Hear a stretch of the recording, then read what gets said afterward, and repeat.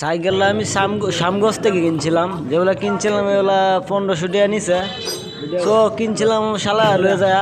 তো সাইকেলটা পিছনে যে আমার অতুরি টাকা যাবে আমার স্বপ্ন ভাবি নাই। তো সাইকেলটা প্রথম কেনার পর থেকে টায়ার ভালো আছে না, টায়ার ফালাইছি। তো বাদে ফালাইছি অনেক কিছু ফালাই, ফিউল ফালাইছিলাম আটপাড়া, আমাদের আটপাড়া বাজারে ফিউল ফালাইছিলাম। তো ফিউল ফালানোর পরে ফিউল 2 দিন পরে আবার যাওয়ার পরে নতুন করে আবার ফালাইছি। আপনার ফিউল ফালাইছি বেরিং এডি লাগাইতেছি। সো এই সাইকেলটা আমার কেনার থেকে লাগানিটা আমার অনেকটা লস যাইতেছে। সো এই সাইকেল আমার কেনার পর থেকে অনেক যে টিয়াতে কিনছে এই টিয়াতে আমি আর নতুন সাইকেল কিনতে পারলাম। সো এই সাইকেলটা কেমনে কি আমার মায়া পড়ে যায়। সো সাইকেল আমার দেখলে অনেকটা মায়া লাগে, এই জন্য সাইকেল আমি বেশি নাই। সো আবার রিপ্লাই করে আবার ঠিক করলাম। সো ঠিক করে আবার দেখা যাক কীভাবে চলন যা।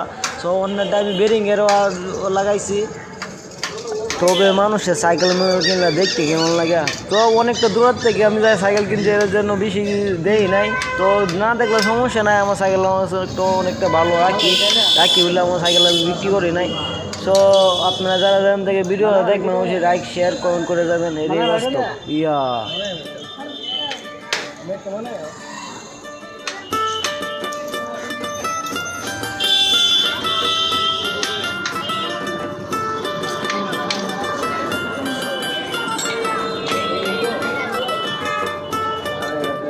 শেষ এটা বললে আলাদা দেব।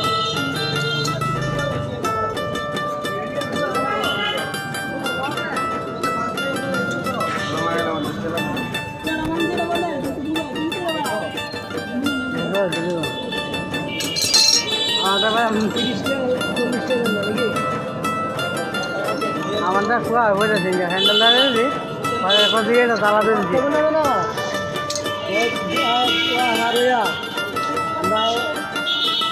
একটা মিল আছে না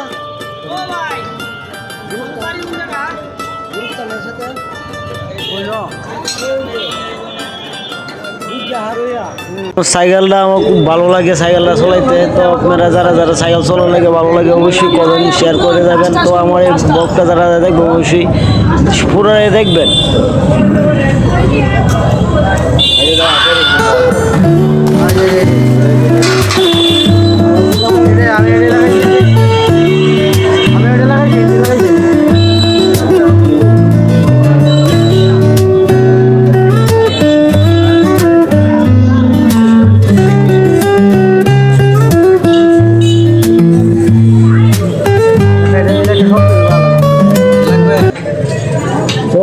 আজকে আমি বেরিং লাগাইতেছি অনেকদিন পরে বেরিং, আগে আমি বেরিং লাগাইছি না, বকাচক করে দিচ্ছেন আমাকে।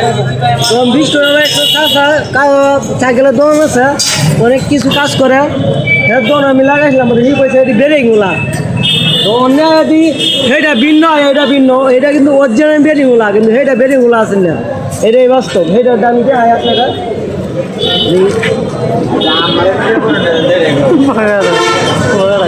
সেইটা দিছিল, এটা লাগায় আমি বলছিলাম এটা কি বেরিংগুলা, তো অন্য দিয়ে বেরিংগুলা না, এইটা বেরিংগুলা।